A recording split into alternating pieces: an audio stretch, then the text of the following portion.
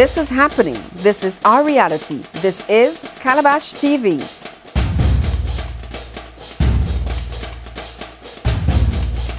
He is one of St. Lucia's most promising young cricketers.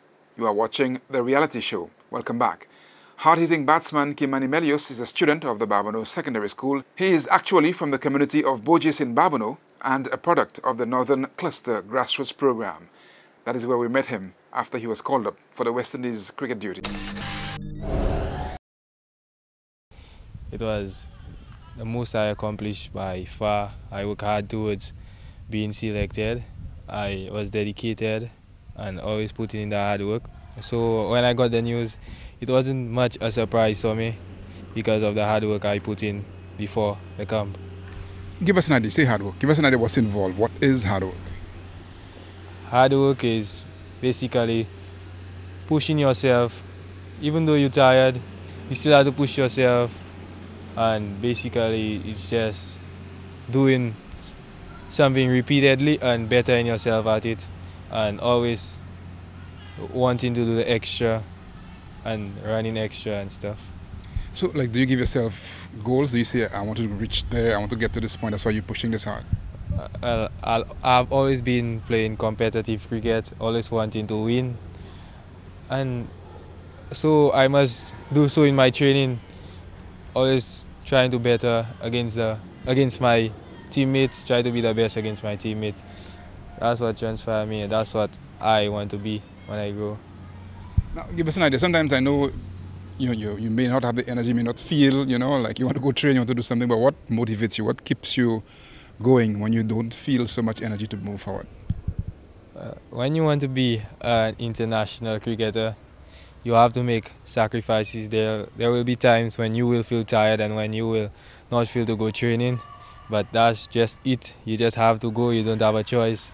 If you want to play at the highest level and perform at the highest level, you must have the sacrifices and you must be willing to work harder and do the extra to be the best. Now you know the team that you're going into is defending a title. How excited are you about this and how much pressure does it put on you, because now the whole team wants to win the title again? So talk to us about the approach. It's always good being a defending champion in a Youth World Cup, whereas other teams will want to be challenging themselves to beat the Youth World Cup holder. So we just have to work hard, go out there and execute our plans. Whatever we put in, that's what we will do. So we'll just have to work hard, basically. Talk to us about the spirit in the camp. How excited are the guys? How motivated are they for them to come back home with the trophy? Everyone works hard. While the Guyanese working hard in the game, I working hard in my game. All those who have been selected are working hard in the game. So just basically just the hard work and everything will come in hand. Now you had to convince the selectors to be on the team after the trials in Grenada. What do you think, I know probably your scores and so on, but what do you think gave you the edge in selecting over other players? Well, I wouldn't say there was an edge, but I would always say hard work has always brought me a pick on all sides I've played for. Just hard work. So now you know that there's a lot of interest in you making the West Indies team as an under-19 player, and also you going to represent, I think it's in New Zealand, that's where the World Cup is taking place. Yeah. So give us an idea of how you're preparing yourself now for it, both physically and mentally. Mentally, I will challenge myself in New Zealand because the conditions are not like the one in St. Lucia. That's two different types. We're in the Caribbean, and unlike New Zealand, that's an international country where the ball tends to swing a bit more. There are strong winds there, so you have to guard yourself against that. Mentally, you need to be strong and play the ball under your eyes. And that's just it. Now, we're here at Bojes as the home of the Grassroots Program. Talk to us about that program and how that program has helped you become the person that you are. I never missed a day of training up until now. That's just maybe my third year coming here, and I never missed a day of training. I could be sick, I will still attend training. All of us here, we are like a family away from home. We always watch for each other, always have each other back and help each other and tell them what to do. This is The Reality Show. My name is Jelani Cupid. I'm from Balata. You heard the news about Kimani making the West Indies team, the under-19 team this time. As a young cricketer who knows him, what does it feel like to have a member of your team make the West Indies team? Well, I feel elated that he made the team. He's a very hard-working guy and has worked hard, and he deserves this achievement. And what does it mean? What does it do to you as a cricketer? How much does it inspire you for you to work even harder? It inspires me that St. Lucian made the team so that I could work harder, so I could be one of the members on that team next year or years to come. And what do you think about his talent, his competence as a cricketer? He's very talented, I would say, and a very good batsman, and a very calm-headed guy. Yeah. What are you learning from his cricket? I've learned how to bat. He shows me different skills in batting and shows me how to keep a good temper while batting. This is happening. This is our reality. This is Calabash TV. Well, my name is Dominic Ogis. I am currently 16 years old. I play for St. Lucia. I used to play for St. Lucia under 15, and I'm currently playing for Windward Islands under 17 team. So now you hear the news of Kimani making the West Indies under-19 team. What does it mean to see a member of your grassroots program making the West Indies team? Well, that's really an accomplishment. I mean, it's not the first time it has happened. We had Kiana Joseph, but to see a second member of this club make the team, it gives us hope that we too can excel to that level. So I was about to ask you, in terms of your own inspiration, how much does that inspire you? Yes, it inspires me a lot, because I'm a really close friend. I would like to think that I'm a really close friend of Kimani.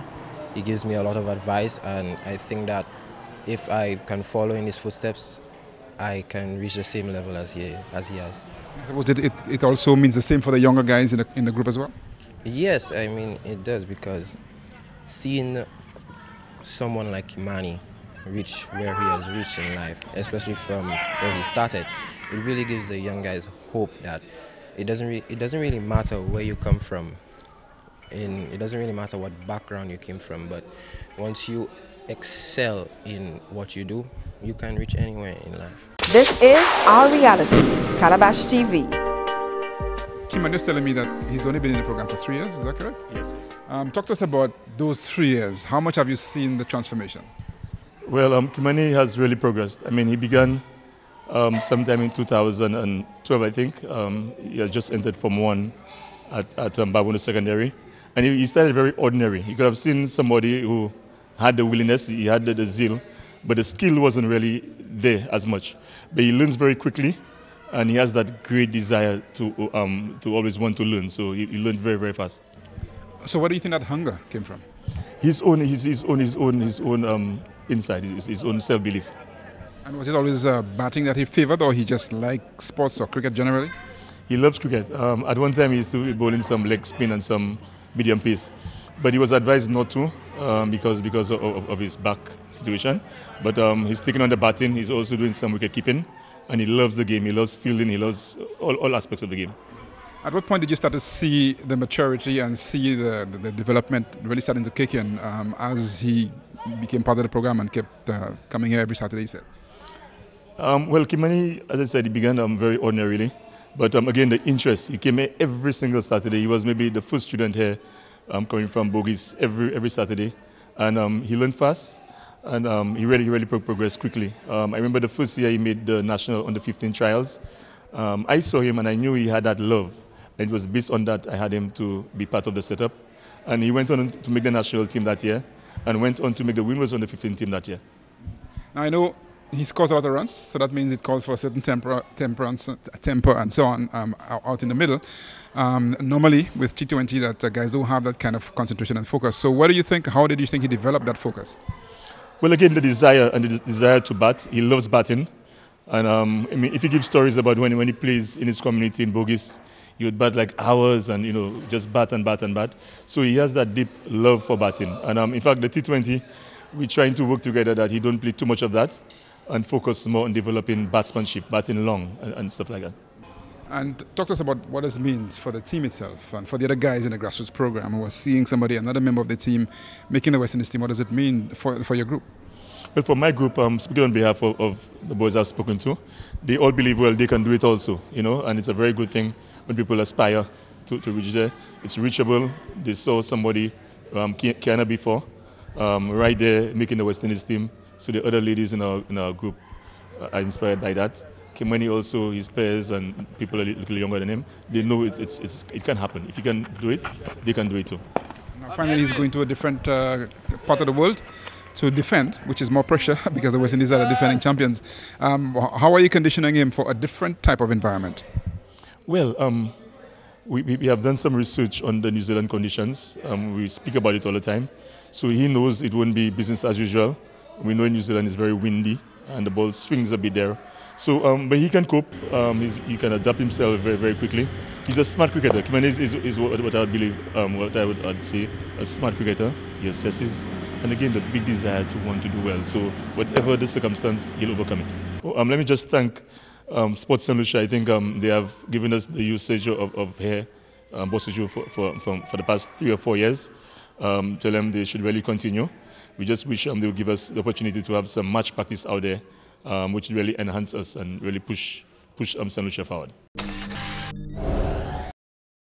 Kimani will feature in the ICC Under-19 Cricket World Cup starting in New Zealand from January 13th, this Saturday. The West Indies are the defending champions. Today we feature a young entrepreneur who is promoting a line of natural hair and skincare products. Let us introduce Abigail Sandy of She Naturals.